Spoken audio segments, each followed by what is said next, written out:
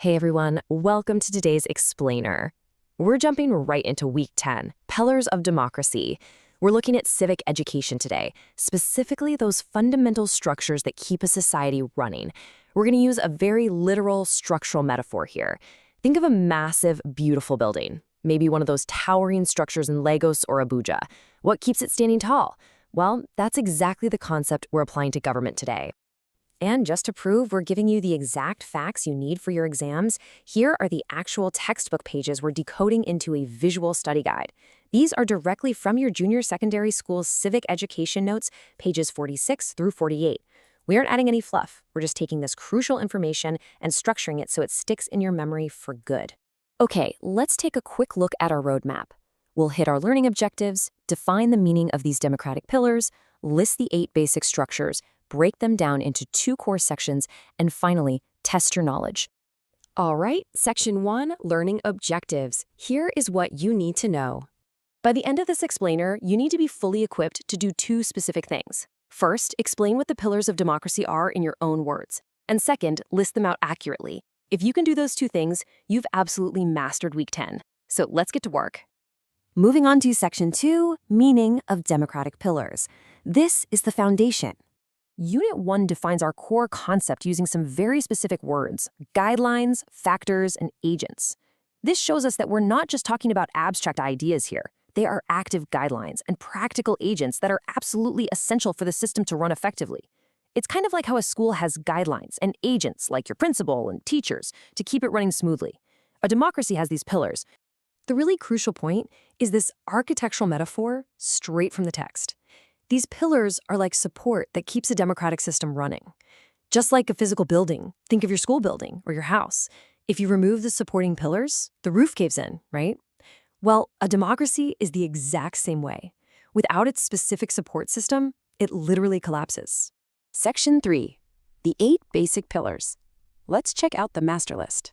I want you to really lock these 8 distinct terms into your memory because they form the complete checklist of a functioning democracy. We've got people, democratic institutions, rule of law, respect for human rights, justice, equality, freedom, and representation. If you're taking notes, definitely write these down. This is the core of your second learning objective. Now, let's actually understand what each one does. Section 4, Core Pillars, from people to rights. Let's break down the first 4. First up, you absolutely need the people.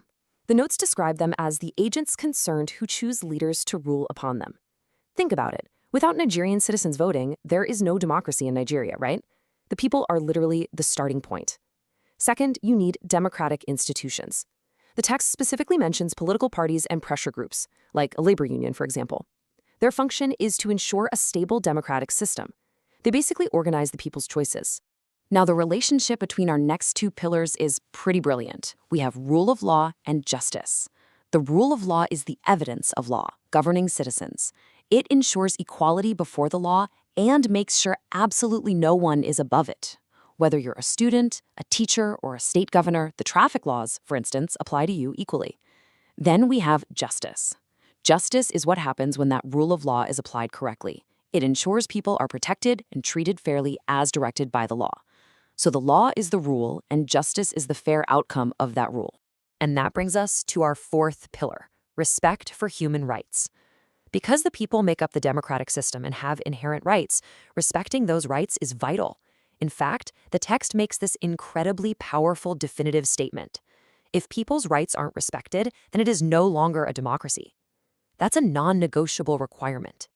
Section 5, Core Pillars, from equality to representation. Let's look at the final 4. Notice how these final pieces round out the whole structural integrity of the system. First, equality.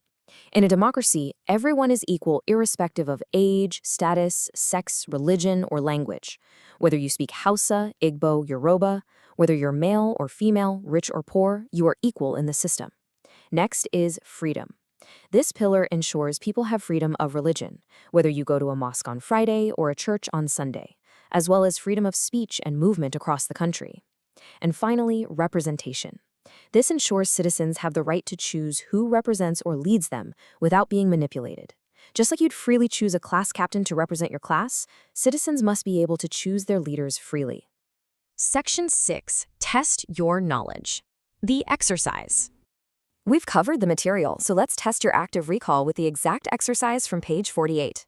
Here's the first question. What are pillars of democracy? Take a second to mentally retrieve that definition we discussed earlier. Remember the architectural metaphor? You should be thinking about basic guidelines, factors or agents, and the support that keeps a democratic system running. If you remembered those keywords, you've absolutely nailed the first learning objective. And here's question 2. Mention the basic pillars of democracy.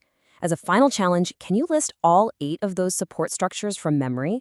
Think people, institutions, rule of law, human rights, justice, equality, freedom, and representation. If you can name them, you've succeeded. I'll leave you with this thought.